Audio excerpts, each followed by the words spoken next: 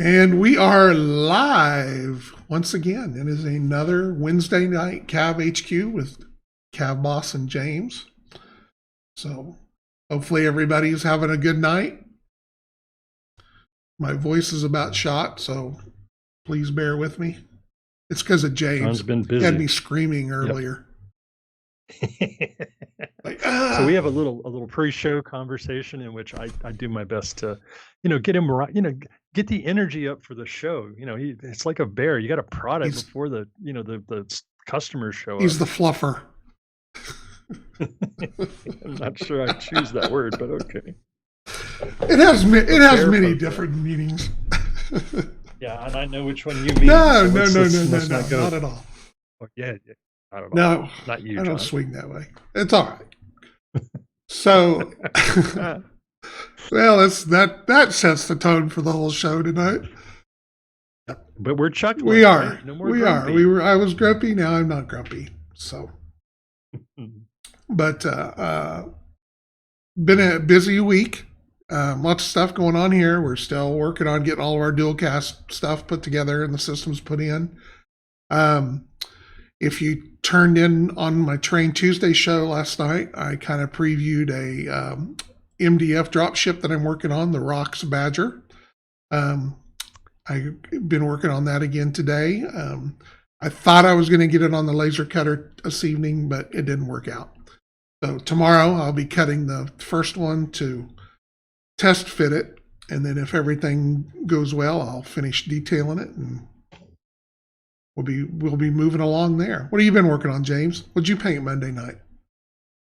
Well, I've been slowly grinding away on that Cossack, but I think it's time to finish that thing up. So I'm gonna do my best to finish that off this weekend and move over to my CavCon force. I got to get some paint on that. Ross was sort of politely poking me in the ribs earlier this week, asking whether or not I'd actually gotten any paint on anything, and I think it was his way of saying get off my beanie. Well, I noticed that he was putting pictures up of his in Discord and stuff like that. So I think that was kind of him shooting the shot across the bow.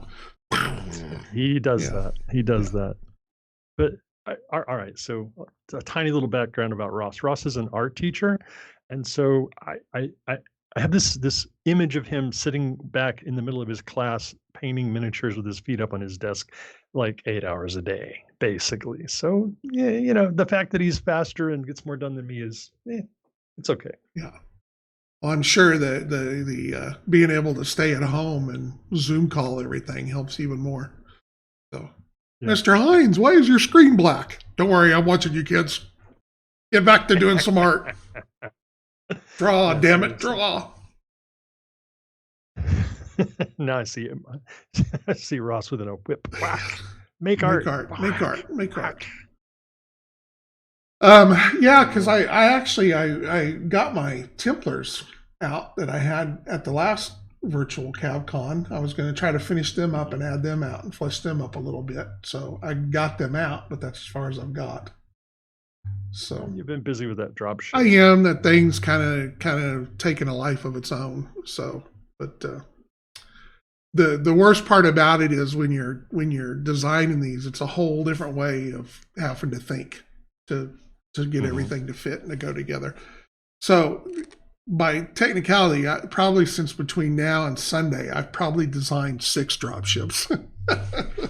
in total technical, I go back in and rebuild this or tear that apart. I really didn't like that, or. So we got to make sure we work that into the fluff. Just take that and make sure you whenever we finally get a JOR entry for this, just mention that there were many iterations of this particular ship that it had to be. So, well, and part of it is when you work on the front of the ship and then you get to the back and you do something in the back that you figured out different. You're like, that really worked really well. So let's go back and tear the front end down and redo it. So. Yep. And then anytime you're working with 3D programs, they're kind of goofy with you don't have this touching just right and this just right or whatever like that. You get weird edges and the computer's flashing off and on. Hey, stupid, fix this. So when I watched Chris sculpt on Saturday, there's just this air of, I don't know, it's almost like deliberate caution. He doesn't go fast. He's always looking at me. It's like he's being very aware to make sure he doesn't leave anything out of a line. It's like a sort of a solemn pace that he sculpts at that makes me think that's what he's doing, is trying to keep that from happening. Well, it is, especially when you're setting up files for 3D printing. You can't have any open space. You can't have any holes. You can't have any misaligned areas or something like that, or it sends it running home to mama. So, and it's still, and you end up, I know that he does it, and I've seen others, and I do it too. Is you kind of get a style of, there's a lot of things that you can go in and do that the program will let you do, but sometimes it's a lot easier just to, rather than pull guidelines and everything like that, is just draw a line out there right quick and use that line as your, to go out to and stuff like that. And if you forget to delete all that, that happens. Or, if you draw a circle and you extrude it out, and then you forget to delete the circle that's there. So you don't want all that trash to get into the file. So, and it always does. So sounds crazy to me. Yes. Very complicated. I don't need anything to do with that. In fact, I've purposely avoided buying a printer just because I can't paint all the miniatures I can purchase, let alone all the ones I would print. Right. So I've tried to avoid it. Yeah, you end up printing a lot more. That's all. Oh, I was trying to avoid it. It snuck up on me. You end up, I've got crap that I print all the time that I got and I'll never use for anything like that. I got a file one time for a war mammoth that I thought looked really cool. So I print up the big war mammoth, and it's been sitting there ever since, just a big print.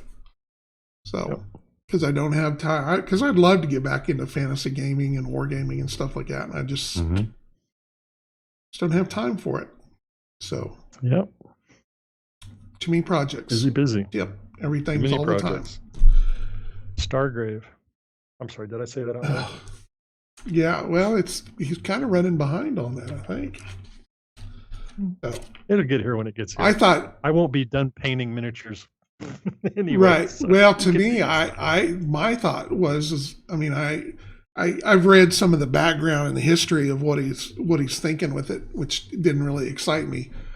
But I thought it would be cool to see if you could take the rules and apply it to CAV and come up with a CAV version of that to play. So it'll be interesting to see. All I know is if the first thing I open up is about a frozen planet of tundra and ice, I'm done. So John, you're so touchy. That's the reason I never played Frostgrave. I was like, really? All of it is ice and snow all the time? I mean, every time I go to a convention, there's all these ice boards everywhere. Boy, how boring. So, not to mention snow and like ice. Snow and ice is one of the hardest things to model, to make it look right. So, on top of that, why didn't you make it Jungle Grave or something like that? Cthulhu says he keeps buying faster than I can paint. There's nothing wrong with that. Thank you. But I mean, have you seen his posts lately? He's painting pretty freaking hardcore right now. The rather he made those camo. He did those. Yeah. He did those Templars. What was it? 2 weeks ago, an entire force of Templars, and now he's cranking out this crazy black, white, pink Malvernus camo scheme. Yeah, no, it looked good. It did look good. No, I was like, oh, that's another one we're going to have to sneak out and take from him. So. Oh. You just had to buy him some dinner one night at a convention and steal his plans while he's not looking. Yeah. Pick his brain. Yeah. Just give me 10. Write down 10 paint schemes that we can use. We'll be good to go. So, but no, there's nothing wrong with buying faster than you can paint. Keep buying. You keep buying, we'll keep making. Someday we'll make more stuff. Maybe we get all our stuff finally put together. I can only crack the whip so many deals. I can only scream for so long before they just start ignoring me. But when that dam bursts, it's going to be really good. It will. It will. I mean, we've been moving stuff around in the warehouse, and of course we got closed on the property next door, so we've got a building over there, so stuff is going over there to get out of the way for everything here, and it's yeah. And the people that had the building before us left it full of junk. So I did two runs to the landfill yesterday with my truck and a big trailer behind it, stacked up 8 foot tall with stuff. Wow. Yeah, so like, oh great, but it's all out now. Everything's out of that building now. It's just, we got to clean it. So fun. And then we've got guy that's here working on our building, the main building. So we're changing out some doors and stuff here. So we're having to work around that. And so the weather's been nice this week. It'd be nice if everything was here. It's a lot easier to work when it's nice. Mm-hmm. So Ilmarin says, sup. Hi. Sup with you. Per? Sup per? Sup. Either that or he's eating dinner. I'm not sure. Supper. Yeah, one of the supper. So, I think he's out there on the southeast. I think they call it supper out there. It's dinner here, but you know, that's what it is. Supper, dinner. What else? What else can we drone on for a minute about? So just real quickly, that did you post a scale shot of the Badger? I did. With an emperor in it. There's little people and an emperor next to it. That thing is going to be huge. I came up here right before the show to look at my emperor and went, holy crackamole! This is going to be a nice chunky piece of dropship. Oh. Yeah, well, I think it's like 18 inches long, somewhere right in there. Mm-hmm. I think it's scaled. It'll hold like 6 emperors in it. I think maybe 8 if you really squeezed them in there. But I use the emperor. I use the biggest one to kind of get an area there. So could be a sign the Rock are starting to gird for war. They're getting their drop ships out. Emerald says that it would be dinner there, so he must be more east than he is south. Because you get down into Georgia and Alabama, it's supper. So, but yes, no, it's going to be, and I like I said, I don't know if you caught any of it from last night, but I've kind of set it up so that if you're really adventurous, you could actually have an internal bay on it and everything like that. So needs a bubble canopy. Well, it's not going to have a bubble canopy. So it's kind of it probably doesn't scale really good for a bubble canopy. And remember, the Badger is original model too. So that's part of, I was trying to keep as true to the original model as possible. And I think I did a pretty good deal. At different times I was like, oh, it's not really going the way I wanted it to, but there at the end, it kind of got what I think it got. And there's a couple of things I thought was just stupid on the original one, so I fixed that too. It had the 2 pods on the either side of it were flat. And I was like, you wouldn't have, it's like driving a wall into the atmosphere. So, of course, you put enough power behind anything, you make a brick fly. So gravity will pull you down. It doesn't care what you're made of. Yeah, well, don't want to be burning up as you're coming in. Of course, maybe they're hell bent and leather bound or whatever, or leather bound and hell bent, whatever, hell bound. So they may like it. They might come in on the fire. Do you have an MSRP estimate? I do not. I'm still trying to. I'll know more after I cut one. And actually see how much material and how much time it takes to cut it. So, and there's not a lot, and I'm trying to, hard to. There's not a lot of those out there to look at and say, oh, so and so did it for this and so did it for that. That kind of gets you in the ballpark. So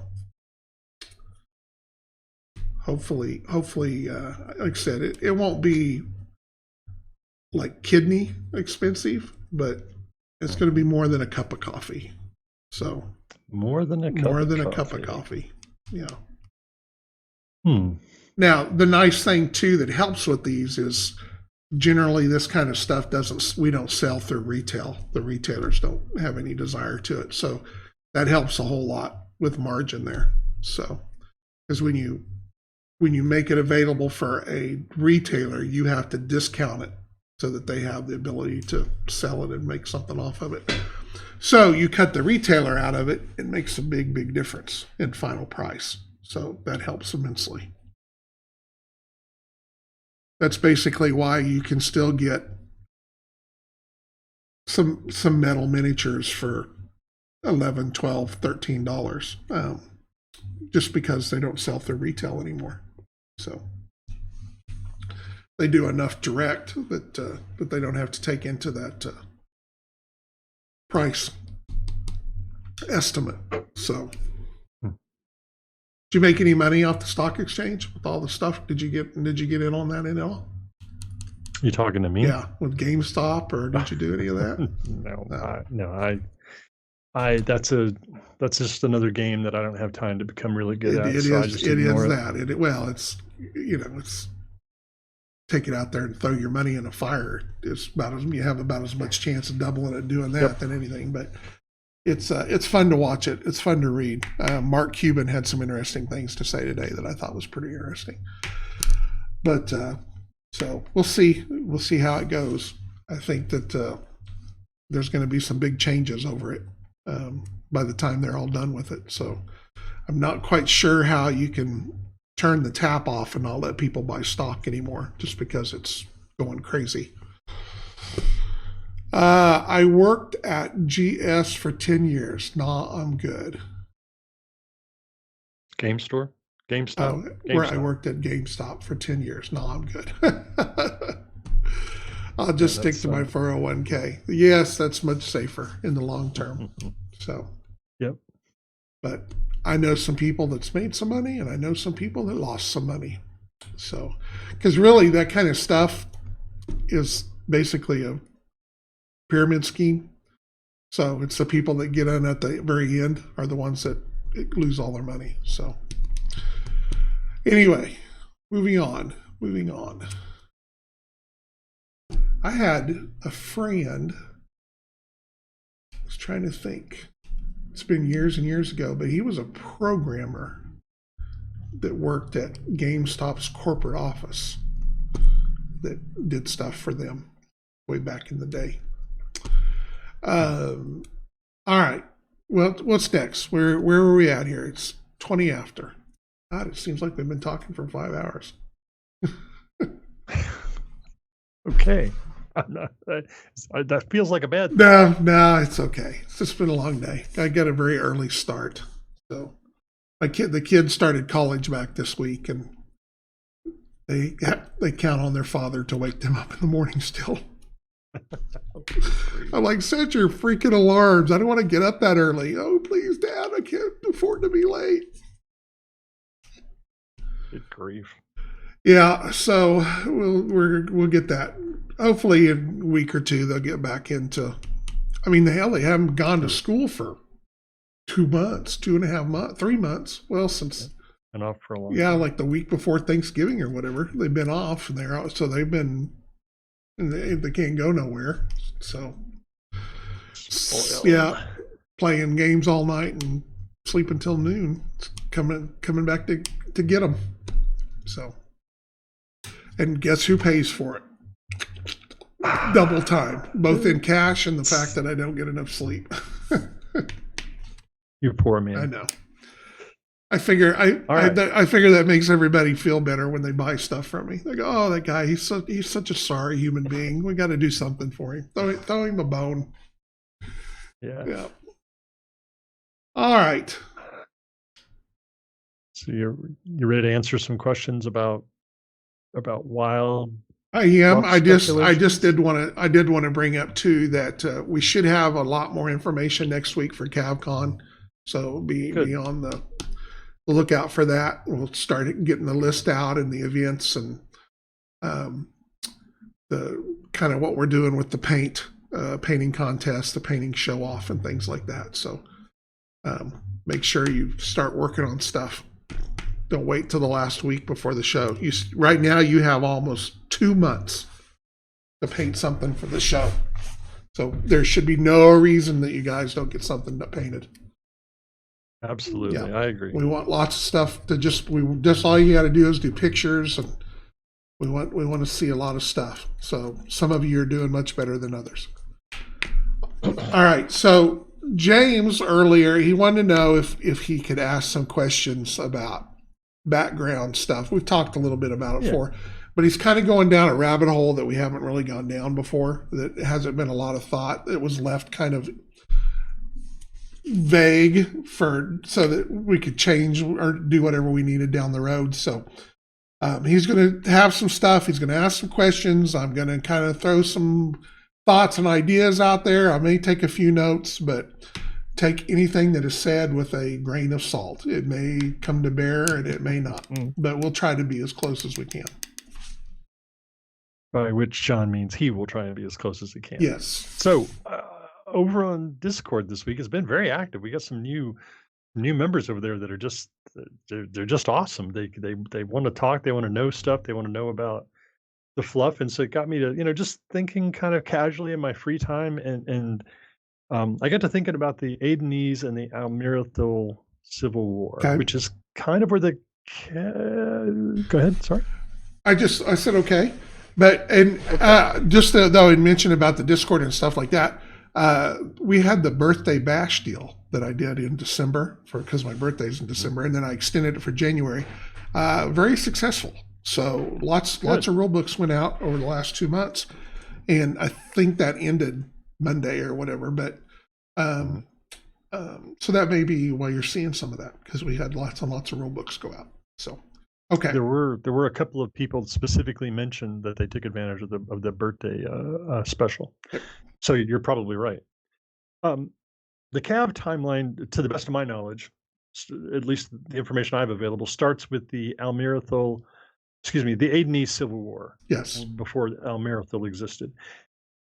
And that happened in the CAV timeline 230-ish years ago.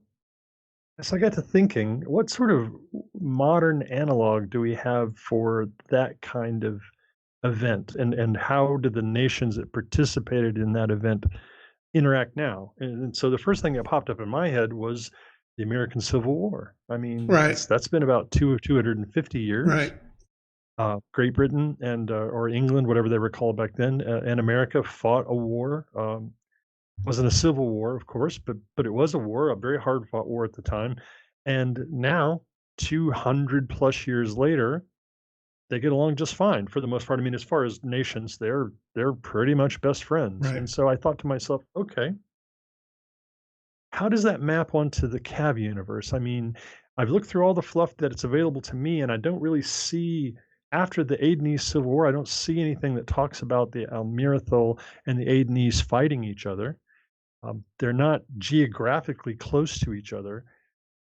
Many generations have been born and lived and in many cases died since that Adenese Civil War happened. There are well, let me back up. I don't honestly know how long-lived the Adenese are as a people. And you have to remember the Almirethil and the Adenese are genetically the same people, I believe, right, John? They are. Okay, so assuming that they're just normally, long-lived like humans, like maybe even more so because they're high-tech. If they lived 100 years, I mean, the last veteran from the Adenese Civil War died 140 or 50 years ago. And the same thing's true for the Almirethil. So, the people that really harbored these, had these experiences are gone, and their children and grandchildren and great-grandchildren are the ones that are still alive and running these factions. And so I wanted to give to ask John if he would take a few minutes and kind of touch on those subjects. I mean, all this time has gone by. Has that relationship mellowed at all? Well, I think more to a degree from the A to E's side of things. I think that but you've got to remember that, of course, we call it a civil war in the book, but it's basically take the Civil War, World War I, and World War II, and combine all of them, and that's what you have. Okay, there, as far as some of the anger, excuse me, that goes behind it, because we're talking, I mean, obviously things have changed that we look at it and everything like that, but we didn't have, I mean, we had mass casualties, but we don't have mass casualties like they had. We're talking millions and millions of people. Obviously, World War II, there's a whole level there of deal, but it didn't affect. Sorry, I got a frog got kind of choked up about this. I'm at him. I got all crazy about it. So anyway, but that was more focused. World War II, the really mass stuff was more focused on one or two groups. So we talk about how horrible, that 60 million, or however many Russians died and everything like that, but it didn't affect us directly, and it's hard for us to put that on there. The United States, we didn't have them attacking us. We didn't have the devastation that Europe and Russia received and everything like that. Whereas this was worldwide. I mean, this is worldwide, going into adjoining systems, because they'd already moved in some adjoining worlds, which is one of the things that brought this about. So the level of destruction is unimaginable to what went on. And the Amethyl, while a lot of the leaders and some of the instigators and some of the higher end officers that survived and things like that are basically who took off to do that became the Amethyl Principality. So you have a group of the diehard, the core, that went out and started another group. I mean, imagine. It's kind of weird, but imagine had we defeated World War II and Hitler and all his major people survived the war and was able to go somewhere. That hate, that the things that they did, that didn't go away, and that would have changed and focused however many generations down the road. So there's a lot of that going on, but you still have a lot of Amethyl, from the original nations that are still on A and E's and in that area, that that maybe they weren't part of the group to take off, but there were people there for a long time that remembered things that happened and went on. So it's just at a level that we can't focus, that we can really imagine. Now, while the book doesn't go into a lot of detail about stuff, there has been continuing conflict since. Okay, there was conflict for the immediate years after that, as they moved around. There was A&E's chasing them. There was things that were going on there too, that hopefully we can go into more detail later on. And once they moved from place to place for a while, so there was a lot of and there was still activity back on the main systems with guerrilla and terrorists and things like that went on for years. And the Amethyl have been doing stuff behind ever since, with operations and doing things and false flag things like that. So the A and E's, I think, have moved on more from it, and don't have nearly the hatred that the Amethyl still have. At least the core, the people that matter. They're willing to burn that torch for a long time, and it's still burning. So we talked earlier about diplomatic relations in the CAV universe. So most, not all, I'm sure, but most of the CAV factions have embassies and diplomatic relations with the other CAV factions, right? Correct. But not the Almirathil in the Adenese. There's no Almirathil embassy in Adon space. There is not. They're kind of in the same boat as kind of like the United States and Iran, is we don't have embassies in each other's countries, but we get information through the Swiss or whatever. So they have kind of the same thing, is they don't have embassies there, but the Adenese know that if they need to get information to the Amithril, they can go through the Ritter or the Templars and get, and vice versa. That stuff gets moved around or whatever. Or, they know that they still have contacts in those other nation states that are still there. So, it doesn't, if they really need something to be known, they have ways of making sure that it gets there. Okay, so let's see here. How long do Adenese live? Are some of those folks still alive?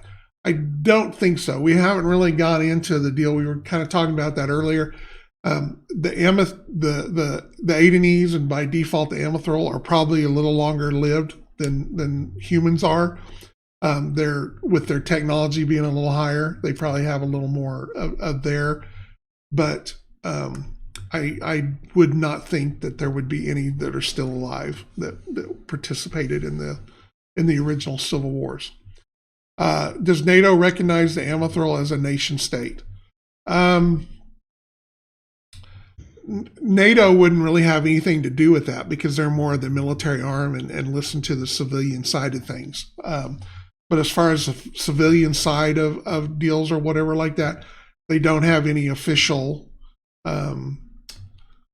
contact with them. So I wouldn't think that there's any kind of an official recognition or anything like that. So it's kind of, they know they're out there and that is what it is. So could you maybe just real briefly, I feel like we've done this like back last year at some point, but could you just kind of real briefly tell us which factions like do have diplomatic relations with each other and which ones don't?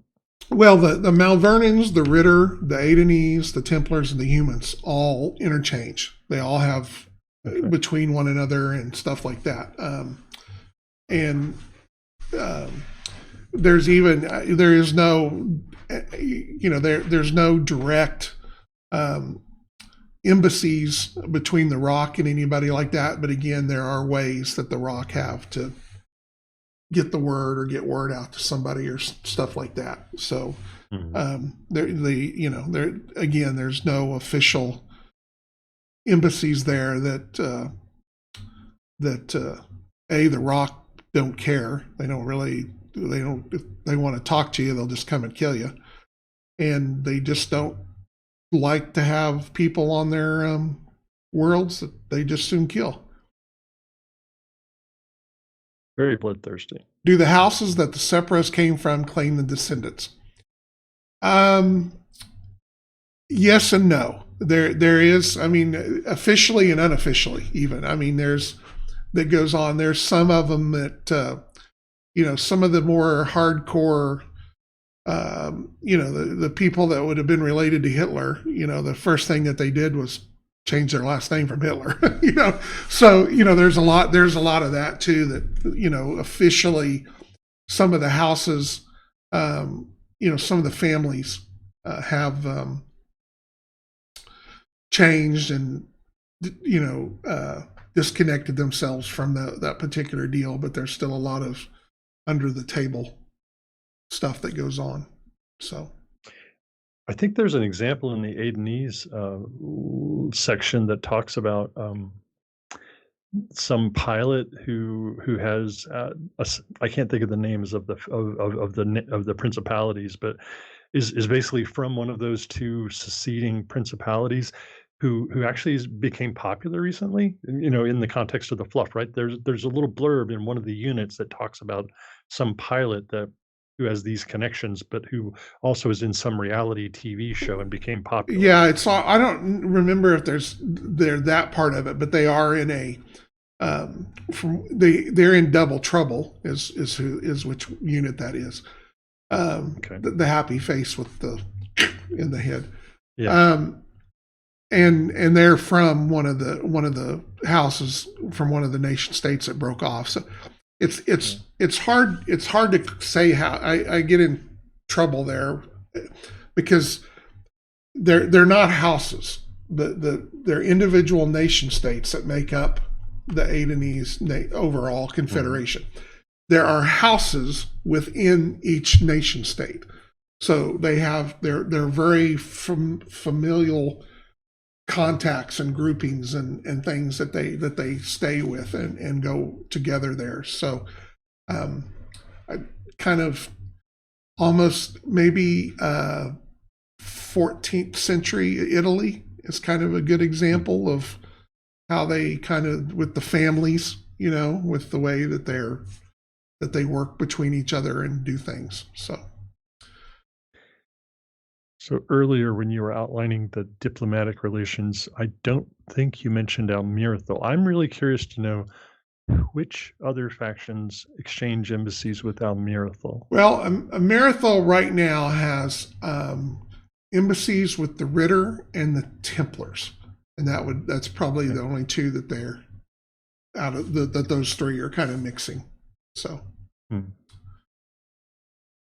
the Malvernans just haven't had any need to. They're just not really have any stuff with them like that. Of course, then you have the Rock being Rock, and then Terrans still have a little bit more of a allegiance towards the Adenese side of things. So yeah, because of the Adenese saving their bacon. Yes. Interesting. It's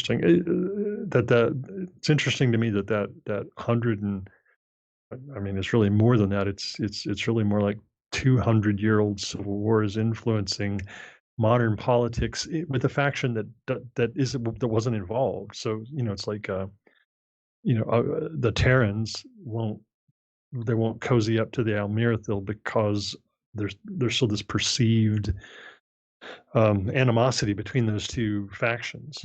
Well, but there's stuff still going on. I mean, take it like, we were talking earlier, look at the Russian and the United States in Cold War, in the 60s and stuff like that. We're just now, 40 years later, 45, learning about some of the things that went on, over that decade and into the early 70s or whatever. So, you've got that level times 10 going on a deal, because you have, when you're on a planetary kind of deal like that, you can, you've got mercenaries and you've got pirates and everything. So there's a lot of things the Amithral can do to, that they've done with false flag operations and things like that are, to another level, because there's just no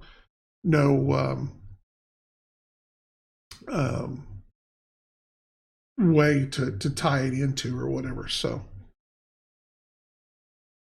the last person claiming a Civil War pension died in 2012. It was, yes, there was a lady that was 100 and was probably very young when she married somebody very old. Yeah. I don't think that's a relevant example. No. Okay. I mean, I just with the powers that be. I mean, it's moved on. I mean, we kind of have to work within the time scale that we have. So sometimes we may not be 100% accurate, but it's like we were talking before the show. I mean, my grandmother was born in 1922, and that's 4 generations ago. So that's in 100 years. So double that and add some more gravy on there, and you've got 8, 9, 10 generations at least of that's happened since then. So it's hard to carry that much hate across that many generations. But like you said, I mean, the level of conflict that occurred in the Civil War is beyond imagining.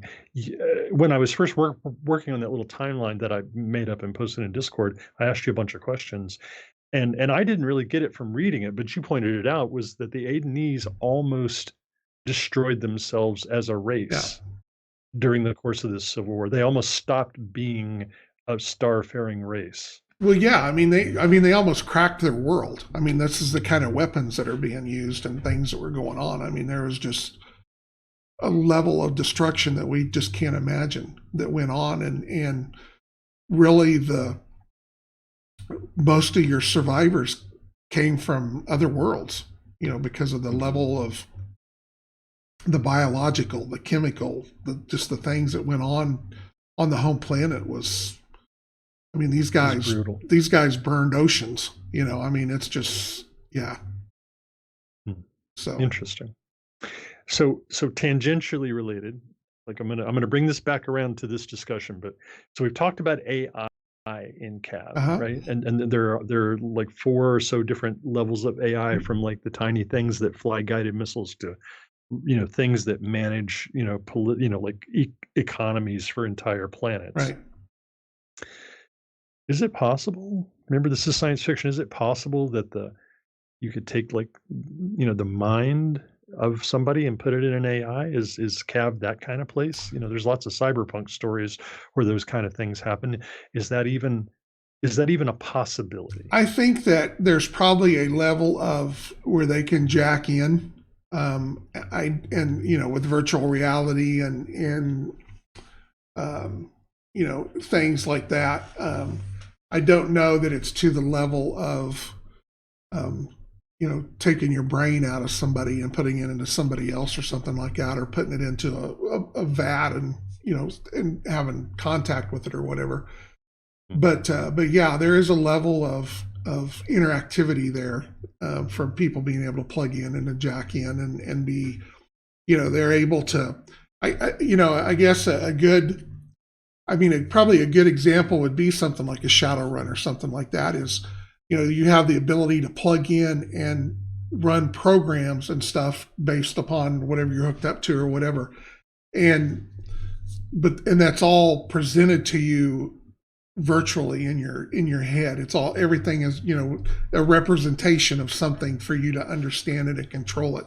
When you're pushing buttons or whatever in the system. So yeah, there's obviously a level of that, and the really high end AIs. There's not a whole lot of them. I mean, they have the ability to be out there, but really, the vast majority of your stuff is going to be, probably the first, and I don't have it all here to go right down it, but the first couple of levels of AI that's mentioned in there, whereas the high end ones are, the level 4 or whatever is very much more Adenese centric because of their Right. technology and everything like that. So obviously, the direction I was going was: is it possible that the personalities, the the soul, or whatever you want to call it, of somebody who was part of the Civil War could still No, survive in a research lab somewhere no, there's out not there? no downloadable consciousness or anything like Okay. that. Yeah. All right. Just trying to find the Yeah. boundaries of this bubble that I'm in. Yeah. No, I don't think it would be, yeah.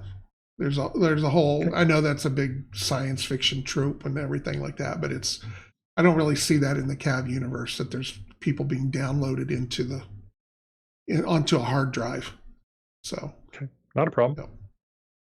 Just curious. Trying to think of how. Just trying to. Other than, I mean, I could see there being maybe some, I don't know. I mean, you'd have to, there's not any way to download somebody that allows them to be a conscious, able to make choices and move on. That's not to say that maybe that there's information that can be downloaded from somebody's brain into the system that can be accessed from the outside. But as far as downloading a consciousness from a person into the computer, it's not possible. Okay. While we're at it, while I'm throwing darts at the board with my eyes closed, left-handed, telepathy? Any of the Esper powers? Are there any of the races or peoples out there that have any of that Vulcan mind meld touchy kind No, of stuff? no, I think that I think that there's I think it kind of mentions maybe the Ritter with a little bit of their empathy kind of Hmm. feelings and stuff like that. But as far as there's no, these are not the droids you're looking for. We don't have the force. No, there's no force. There's no nothing making people do things that are not their conscious choices. Obviously, like I said, there's the people can get feelings, and maybe somebody's a little more empathetic as a race or something like that, but no high end telepathy or psychokinesis or anything like that. All right. We're boring sci-fi. CAV is boring. No, No. To me, CAV is not at all. I want the CAV sci-fi to be much more plausible. Yeah, much more. Yeah, without being just so off the charts. So. John. CAVs can play music videos on their skins as they charge into battle. That is true. That's it. You're high tech. That's high tech. That's as high tech as you get right there. That's as high tech as we need. Yeah. Loudspeakers and whatever your favorite kind of rock video is streaming across the skin of your CAV as you get ready to duke it out. That's it. Yeah. You got that other game beat all to hell with their chip paint and rusty robots. Well, and you have to take into account too that a lot of that technology doesn't, just because that technology is out there doesn't necessarily mean that every race is going to have access to it or whatever. So, the high end CAVs, and technology have that kind of thing, but probably a lot of the rock and stuff are still painted. I mean, they still, their older stuff, their older things, they're not going to have the AIs at a higher level. It's going to be their side of things are going to be more, that's kind of where your story with your rock AI fits in there, because they, if they were decided that they got a hold of an Adanese one or something, or they were trying to do their version of whatever, it went to shit. So it ain't working for them. It ain't working for them. Yeah. So we're like, oh hell, what have we done? And so they have a whole, and there's technologies that probably the Rock and maybe the Malvernans to a degree that they don't want to use. That's right. counter to the way that they think of things and stuff. So I kind of think of the Rock and the Malvernans as very mission focused people, right? It's why use a screwdriver when a hammer will work? Right. You know what I mean? There's I don't need a fancy the hammer digital of Cardulus. paint scheme. Yeah. There we go. Well, and the thing with the Malvernans, and that needs to be, I want to flesh it out more, but there's really two sides of the Malvernus. There is the ultra, the Cardulus side of it, but there's a whole level of them too that are, they just give lip service, that they're in a position where they're at or whatever, and the farther they get away, the more freedom and free will that they have. So, there's, I don't know what a good analog would be to say really what the Malvernans are. I haven't really focused that in to the deal. Maybe Chinese, maybe, you've got the Communist Party, you've got I'm just talking, you have the Communist Party, you have the true believers, and everything like that. And then you've got, Mama Chin out here that is just wanting to, just make a living, sell or rattle on the stick and call it good, and if I got to, wave to the Communist Party, I'm good. But so I get you. Yeah. I hear you.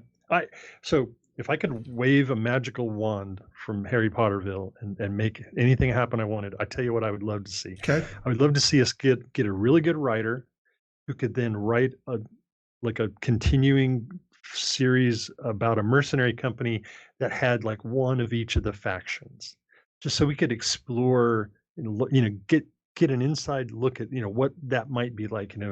Why is this Rock here, and how does he or she not eat like the Malvernon? Right. What's the Malvernon doing here? How are the Almirathil and the Adanese persons? How do they get along? Well, I just think that would. And there, you never know. I mean, it's hopefully at some point we'll hit a level that hits somebody that wants to explore that and wants to do that. I mean, we've had. I've had several people approach me that have tried or wanted to write novelizations set in the CAV universe and everything, and nobody's pulled it off anything that I thought was worth pursuing. But you know, you never know. So, David Drake, we need you. well, you know, though, David Drake is a good writer if you like his kind of writing. If you don't like his kind of writing, you're like, oh my deal. But David Drake and David Weber. I mean, I really enjoy a lot of David Weber stuff. But both of them are very notorious for, you know, they sign multi-book deals with some of their publishers, and they put out some dogs. There's some books out there that they've written that are, you go and read it and you're thinking you're going to read another Hammer Slammer or Honor Harrington, and you get 2 or 3 chapters into that book and you're like, ooh, this is one he needed to have done next month to do with the contract and be good to go. So I just, well, John, you know, I would be willing to take a couple of bad ones to get a couple of good ones. I don't know. There's a couple of them that were, I just, yeah. Just bad. Yeah, I just read a David Drake one that was something, The Red Line or something like that. And I did read it. I got through it, but it was, you could definitely tell it was a, I have to have this book done next month or I don't get a check book. All right. So throw a name out here, John.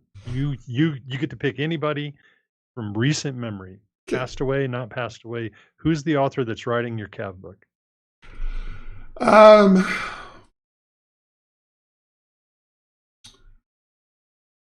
I probably will burn for this one, but William Keith, I think would be a really fun guy to write that. Now Heinlein he's there's too much deep thought behind that. He got weird at the end. He got so weird at the end. Read A Stranger in a Strange Land. You're like, what the hell are we smoking here, guys? that's not even the weird one. I know there's some even crazier ones, but that's just, there's some weird stuff.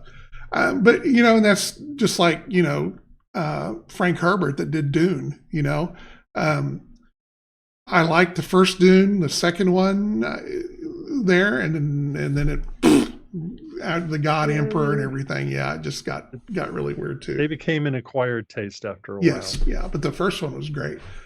And the reason I say William Keith and David Weber, I mean, like I said, I think David Weber would be a good one. Again, it depends on if they're interested in writing it, you know. If it's just for a check, not so deal. But if you could get them, but William Keith wrote the original BattleTech books for the Grey Death Legion, Decision at Thunder Rift, and I know people will disagree with me, and go on, but those first 3 books were the most BattleTech novels that were written out of all of them. They just captured the original, what BattleTech was supposed to be, and then off the tangent that they went. But those were, if you go back and read the original rule books and you read those books, those were BattleTech books. So I'm going to throw my name out there, and I could think of a bunch of people I would really like to do it, but realistically, I think I could enjoy Larry Niven. He doesn't write a lot of war fiction, but he writes good science fiction, in my opinion, and that's kind of what I'm looking for. You know, it's like our conversation about CAV RPG. You can't be in the cockpit 90% of the time. Right.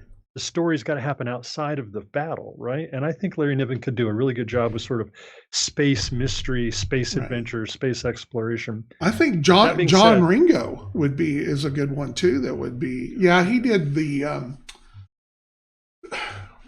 I was trying to think. He's done a bunch of books, but the first book that I ever read was there was an interstellar war or something like that, and they needed us to help or something like that, and they needed tank commanders or something like that, and they ended up coming back and were able to de-age a lot of German panzer troops and stuff from World War II and everything like that. Oh, wow. and put them in futuristic tanks. I think Hmm. they had Israelis too. Stuff. It was, but I mean, sci-fi battle book. It's all there. I'll have to remember the name down the road, but it's. But he's done a lot of alien invasion books and stuff like that, so that are real good.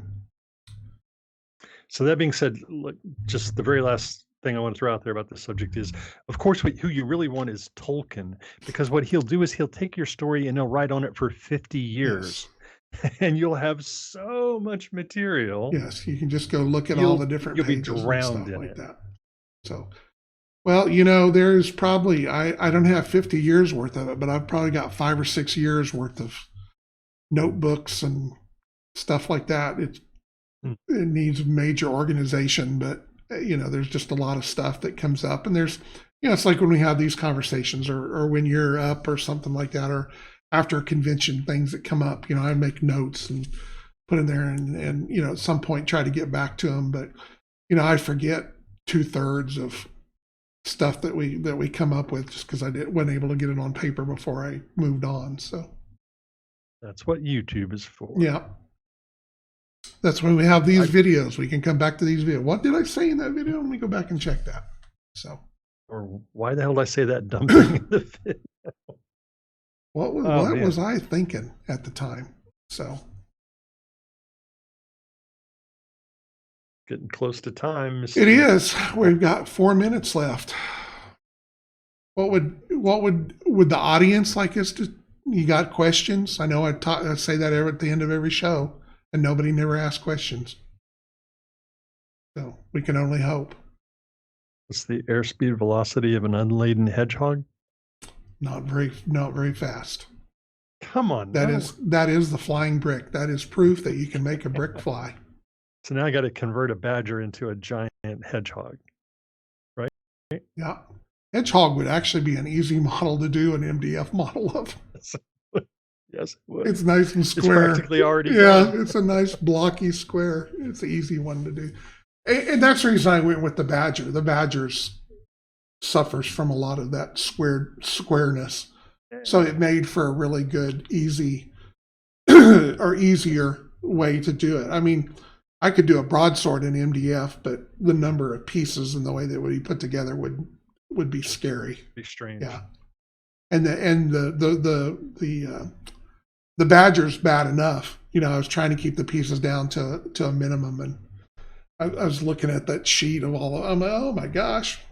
So, but it's luckily with it's very symmetrical. So you build one side, you build the other side, you plug them into the one and deal. All right, How John. much would a woodchuck because I know chuck if a woodchuck could chuck wood? one I can badger's I can worth. do all those, by the way. Uh, when do you think? What's the day? What's the first day in your best guess that a retail customer has a badger? I would say by the end of the month, By the end of February, maybe quicker, but yeah, right? it's just something. It's getting out. It's on my focus right now. It's with things going on. Weather's playing a part of that too.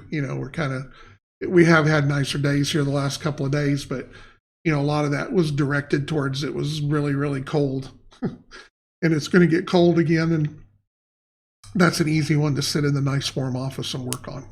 So, and I hope you've got plenty of MDF. I've got plenty of MDF. The MDF is easy to come by, and part of it is I'm kind of in a writer's block time right now.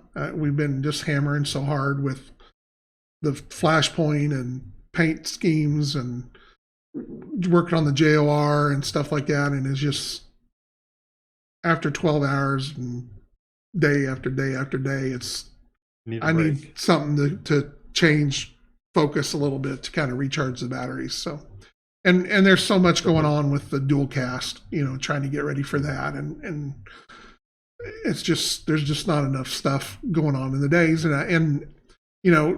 Here, I had the boys, that were helping a whole lot, and they're not coming out here and helping anymore. So, so that part of it gets in the way and everything like that. And we can't, we're still not in a position where we can have anybody else come out here and work because of the restrictions that we have with COVID and everything. So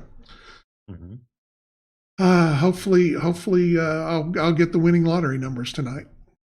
So then we can have all the CAV. Have all the CAV you want. We'll have a whole army out here producing CAV stuff. So, all right. Well, that's the end of the show. It's 9 o'clock. It's time to call it a night.